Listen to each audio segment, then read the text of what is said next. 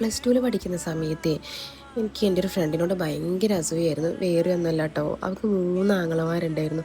എൻ്റെ ഭയങ്കര ഒരു ആഗ്രഹമായിരുന്നു എനിക്കൊരു ആങ്ങള വേണമെന്നുള്ളത്. അവൾ ഡെയിലി ഓരോ പേരെ കൂടെ വന്ന് നടന്ന് കാണുമ്പോൾ ശരിക്കും എനിക്ക് സങ്കടം തോന്നിയിട്ടുണ്ട്.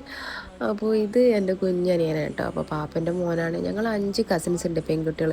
അപ്പോൾ അതിനിടയിൽ ഒരേ ഒരു ആൺതരിയാണ് കേട്ടോ ഇവൻ. അപ്പോൾ ഞങ്ങൾ തമ്മിൽ ഭയങ്കര തല്ലുകൂടാണ്ട് മിണ്ടാതെ നിൽക്കാറൊക്കെ ഉണ്ട് കേട്ടോ. പക്ഷെ എന്നാലും ഞങ്ങൾ തമ്മിലൊരു ബോണ്ടിങ് ഉണ്ട്. അപ്പോൾ ഇസമേനെ പ്രഗ്നൻ്റ് ആയ സമയത്ത് ഞാൻ എൻ്റെ വീട്ടിൽ തന്നെയായിരുന്നു ബെഡ് റെസ്റ്റ് ആക്കിയിട്ട്. അന്ന് അവൻ +2 പഠിക്കുന്നത്.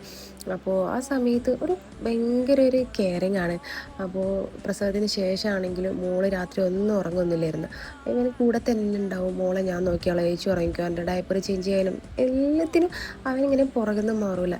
സൈമേനെ പ്രഗ്നൻ്റ് ആയ സമയത്ത് ഞാൻ വീട്ടിലേക്ക് അങ്ങനെ പോയിട്ടില്ലെങ്കിലും അവൻ സമയം കിട്ടുമ്പോഴൊക്കെ ഇവിടേക്ക് വരാറുണ്ട്. അപ്പോൾ നമ്മൾ പ്രസവ സമയത്തും അല്ലെങ്കിൽ പ്രഗ്നൻസി സമയത്തും നമ്മളെ കൂടെ നമ്മളെ വേദനിപ്പിക്കുന്നവരും നമ്മളെ സ്നേഹിച്ചവരെ നമ്മൾ മറക്കൂല എന്ന് പറയുന്നത് സത്യാട്ടോ.